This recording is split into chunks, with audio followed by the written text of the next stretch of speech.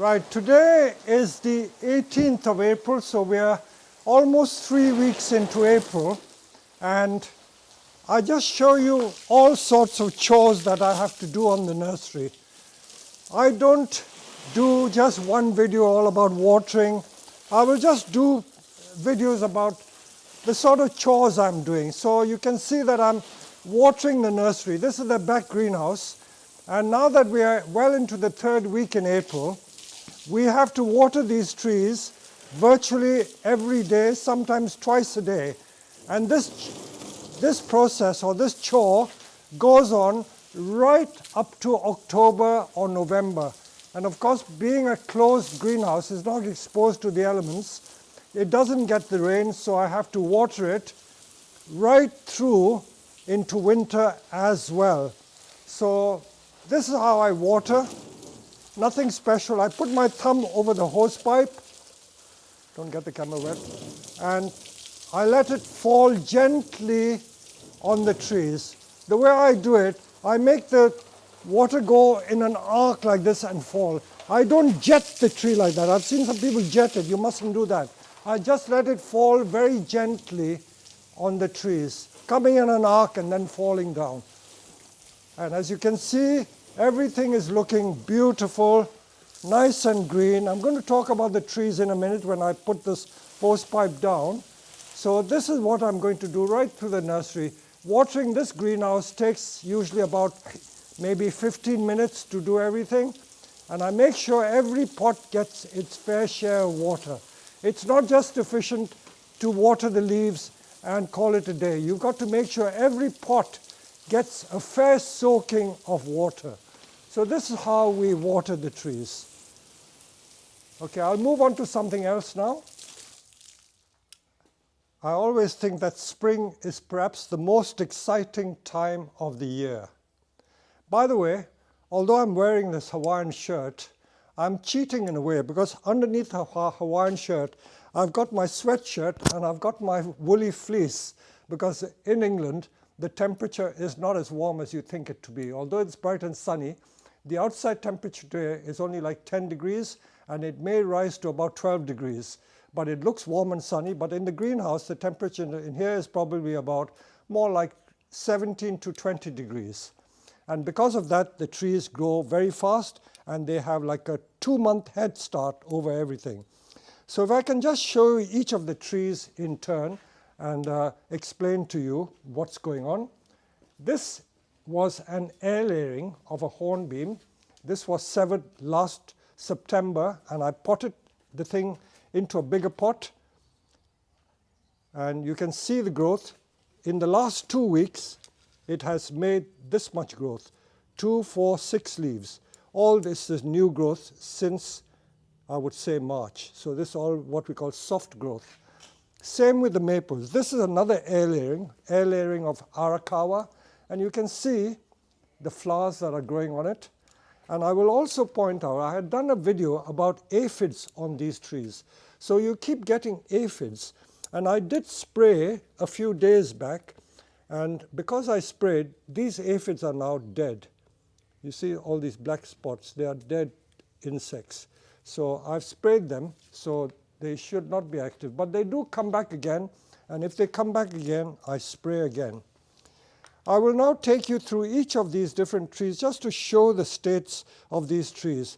You can see these beautiful flowers. These are the crab apples, and because they're in the greenhouse, they've been flowering about 2 or 3 weeks earlier than the crab apples out in the open.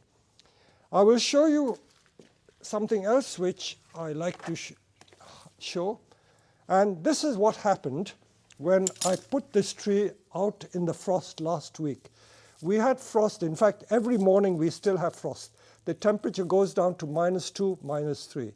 And I forgot to bring it back into the greenhouse because this emerged in the greenhouse. And this is what we call frost damage. So what do you do when you get a tree that is damaged by frost? So all I do is I cut these leaves off. In fact, I can cut all the leaves off, and it will produce a new crop.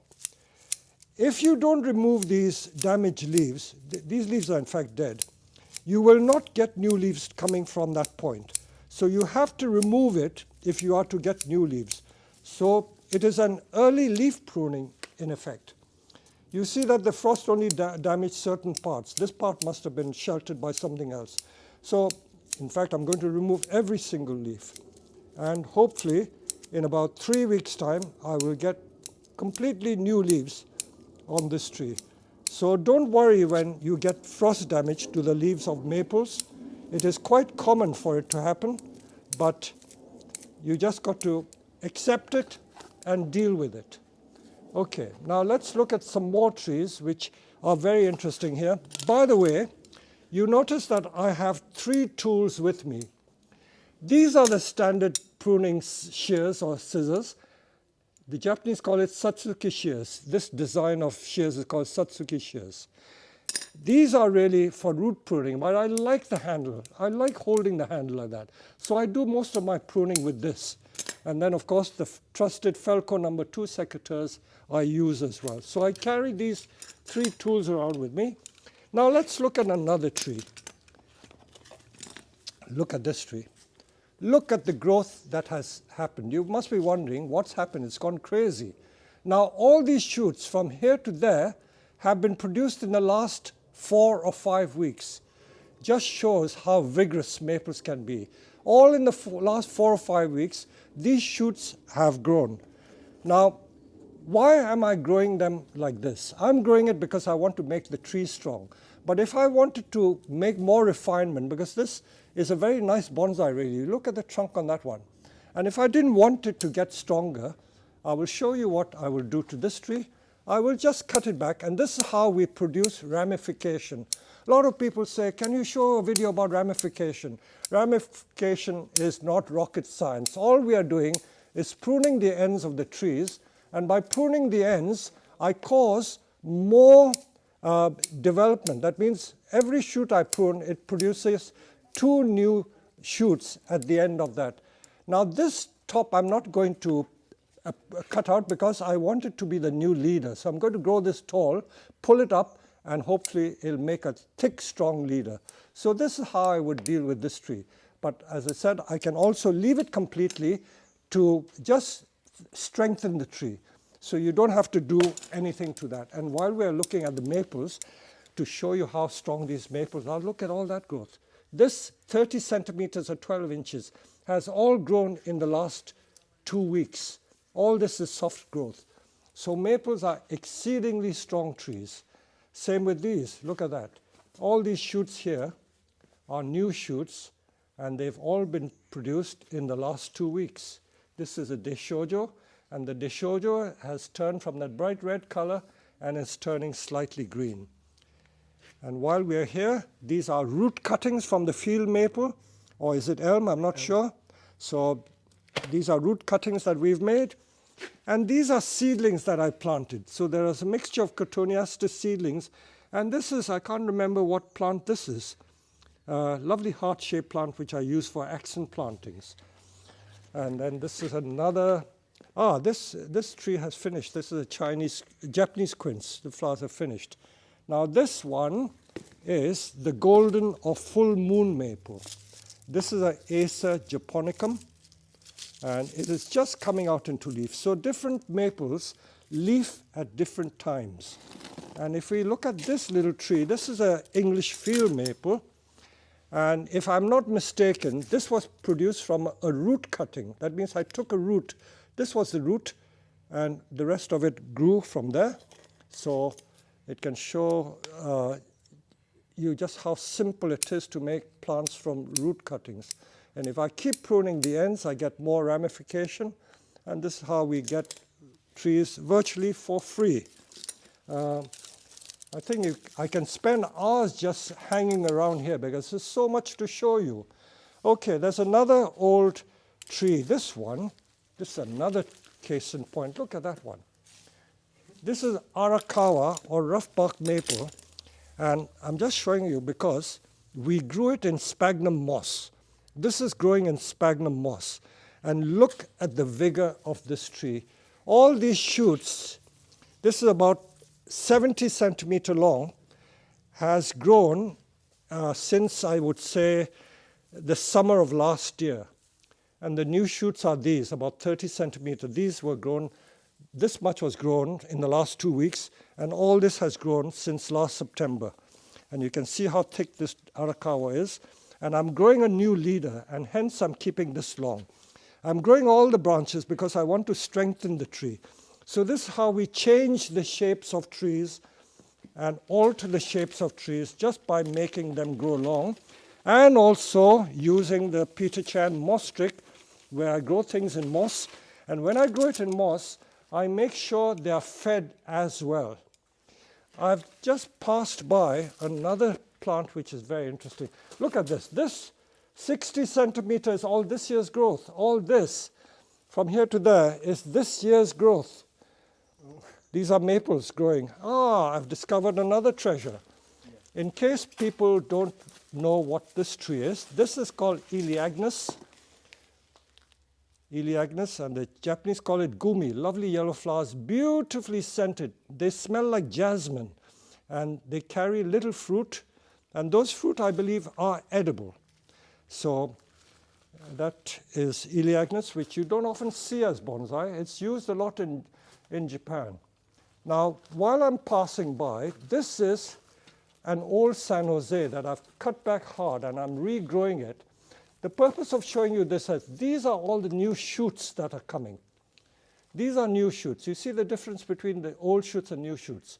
So this is a sign that it's recovering fast. So we could spend hours in here. If we just turn our backs round. Now, this is Japanese yew, and look at the beautiful new shoots that are coming on this yew.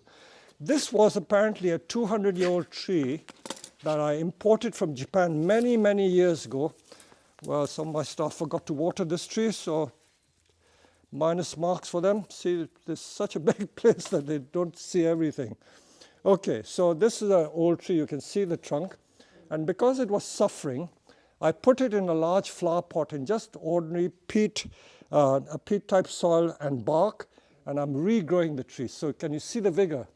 All these long shoots have grown, I would say, in the last 2 weeks. But what do I do at this stage? I've got the vigor back, but I don't want to cut them off straight away. I want it to grow more because I wanted to pull the sap, strengthen the branches and trees, and maybe in about 2 months' time I'm going to do this. I'm going to prune these shoots back so that it buds back further into the branch. So this is what I'm going to do later on. I won't do it just yet because I want to strengthen the tree. So this tree, you can look at the overall tree. There's so much new growth on it. There's so much new growth. Beautiful new growth. So that is that tree. Some of these trees, these were grafted red hawthorn. And of course the top has died.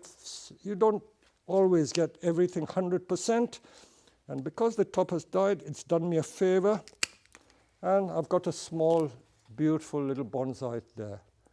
Red hawthorn. I have another red hawthorn here, and you can see the beautiful flowers which are coming on this.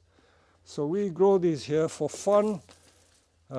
This was a casualty. I like to show you my casualties as well. For some reason, this may have got neglected and not watered, so we do get some mistakes on the nursery. What am I doing here? These are cuttings. I don't waste anything. These are San Jose cuttings in water and cryptomeria cuttings, which I brought back from my plants at Wisley. So I'm going to make cuttings with these. So I've got my work cut out, as they say. This was an air layering, which we put in a pot. So that is the transition from the moss ball. Then it was planted in moss and now growing there. This is mulberry being regrown. Zelkova, new shoots, again about 35, 40 centimeters of new shoots in the last 2 weeks. This is a very beautiful maple. I can't remember the name. It could be possibly Kihachijo. Look at the beautiful leaves on this. This is just a general tour of the nursery. Look at the delicate leaves. So you can understand why I love maples, because there's such a wealth of plants, so many different varieties. Now behind me here, people who come onto my nursery, they sometimes think I'm either mad or doing stupid things. But there's method in my madness. Why am I growing these trident maples long like this? You see the plant is here. These are seedlings. They're about maybe 12-year-old seedlings, could be more. And I grow these long shoots because should I want to in-arch a plant into another trident maple, I just take that tray and in-arch it and like graft it there, and when it's taken, I cut it off. So I leave these long shoots for a very specific purpose. So I sometimes get a bit cross because my staff go around, they think, oh, this should have been pruned, but they don't realize what I have in mind to do. They all have a purpose. This is another case in point. If you look at these trident maples here, now these were wired into that S shape. Now why am I growing 70, 80 centimeter long like that? It's ludicrous. I'm growing it because I'm developing taper. I want to make more taper, and then I can either use it for cuttings or whatever. So what you see is not necessarily, just neglect or something else. It is all done with a purpose in mind. I will also show you some of my ficuses. I keep it in this greenhouse. Although it's not that warm, it still grows better than in the living room. Unfortunately, those of you who grow ficus in the home, the living room conditions cannot be as humid as you would get here. So do be warned, when you grow things in a warm, unheated conservatory with lots of humidity, you get better growth. While we're passing by, let's look at some of these air layerings. These are Chinese juniper air layerings. We have some huge Chinese junipers which grow in our field. And these were air layerings which we took last year. And you can see they're planted in moss and they're well on their way. They're all about over a meter tall with thick trunks about 2-3 inches thick. And they layered and they're just waiting to be transferred now into ordinary soil. This is some more air layering. This is crepe myrtle. Crepe myrtle, I'll show you the parent plant from which it's taken. So these were air layerings which have rooted, very small air layerings. These haven't started budding. I hope they're not dead, but these are air layerings. But I will perhaps take you to the mother plant and show you where the mother plant came from. While I'm talking, I did a video about a week ago showing how to deal with aphids, where I spray all these maples because they were infested with green fly and black fly. So there are still some more green fly and black fly coming, but I did spray it completely and got rid of it. So even if you do spray your plants, it's largely clear they do come back and infest the trees. So in early spring, early summer, you've got to keep a close eye on maples because they're very prone to infestation of aphids. That means green fly and black fly. This tree was also covered, but I'm happy to say that I don't see any signs of aphid on this. Another tree which we had a lot of aphid was this air layering. This massive air layering of Deshojo was completely covered with aphid, but I think we've got rid of the aphid now. And talking of air layerings, this is another massive air layering of European hornbeam. We select the shapes and then pot it up, and now this is going to be put in a bonsai pot. If we had grown this in the field in the ground, it would have had some very thick roots. In fact, let me just see it. The roots may be stuck at the bottom. I may have to cut it off. Yeah, I see, look, there's so much root there. I have to cut that off to get it out of the pot. So this is ready to be put in a bonsai pot. So these were produced in literally just 6 months. Let me show you the crepe myrtle from which this tree was taken. While we are passing, look at that beautiful Asahi Zuru. I love this tree, but during the summer it's nothing. Only the spring color is interesting. So this is the crepe myrtle. This crepe myrtle I've had for years and years, but it has never flowered. Maybe I don't have warm enough climate for it. So this is the air layering I took from these branches. There's another one which hasn't rooted, so I didn't take it off. So crepe myrtle is very easy to air layer. See where I cut them off? You see what a lot of new shoots are coming. This tree is much too long in branch, so I'm going to cut them off. But it's used as a parent plant for making air layerings. So that is why we leave it like that. See, look at that. That's a new shoot. about 70 centimeter long, all produced in the last 2 weeks. So you can see how vigorous the trees are, absolutely vigorous. This is a Japanese holly, Ilex serrata, which has red berries but is deciduous. I will go over there and show you the flowers of Chinese quince, Cydonia sinensis, because not many people see it in flower. They're mainly imported from Japan. Look at it, beautiful flower. And they have these large pear-shaped fruit.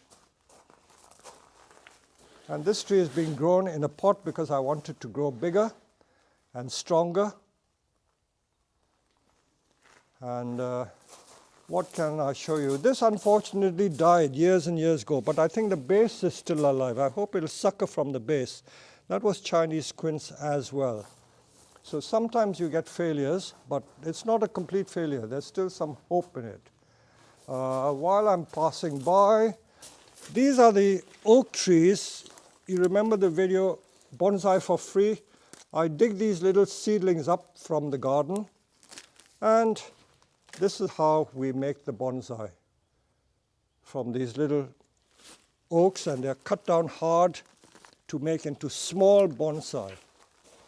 Let's have a little quick run around the nursery. These trees are being regrown so that they become strong. These are Satsuki azaleas. They're grown in here because we want to change the shapes of these trees.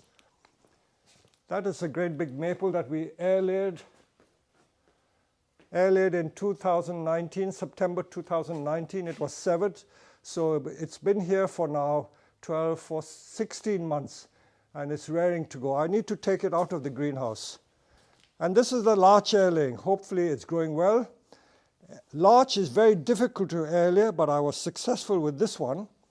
So I'm very pleased with that. Now this is the famous tree, the one that had no hope. A lot of people ask, what happened to this tree? Did it live or did it die? And this is the one I don't want to return to the customer until I'm completely satisfied that it is growing well. And if we look at this carefully, so which was the front? Even I can't remember which was the front. I think the front was like this, isn't it? Okay, so this is how it was planted. And the signs of growth are here. If you come here, you see these are flowers, in fact. So it's producing flowers. But the color is not perfect. I still want to keep it much longer to make sure it is absolutely spot on before it is returned to the customer. So this is that tree which we did in that video, and it has more than, I think, 400,000 or 500,000 views on that particular project. This is an unusual tree. This is the Chinese Celtis sinensis. It's not a particularly pretty tree, but we grow it for novelty. And these are projects we did last week, customers' trees that we worked on. And you see mainly maples around here. And these are the double Japanese quince with these beautiful flowers. These are not for sale, but we keep them here because we propagate from it. We make cuttings, both shoot cuttings and what we call root cuttings from those trees. So this is just a quick tour of the nursery. Look at those hornbeams growing so well. They're all in leaf. And on the left there, that's a Chinese quince. But that one is very shy to flower for some reason, but it's got a beautiful trunk.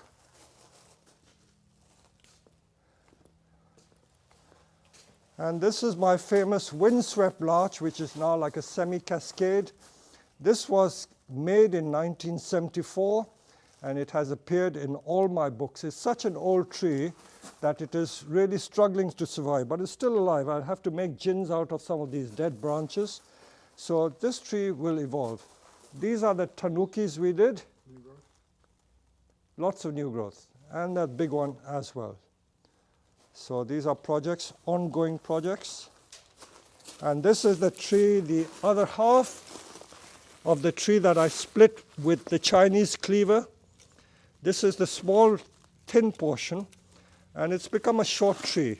The big half is out on the nursery. I've shown it many times before. When a San Jose juniper is growing strong, it should look like this. So I'm going to make sure that that no-hoper tree will become like this before I return it to the customer. This was also, these lots of YouTube videos I'm sure you will recognize. So this is just a little quick tour of what I do in the spring, and I hope you've enjoyed it.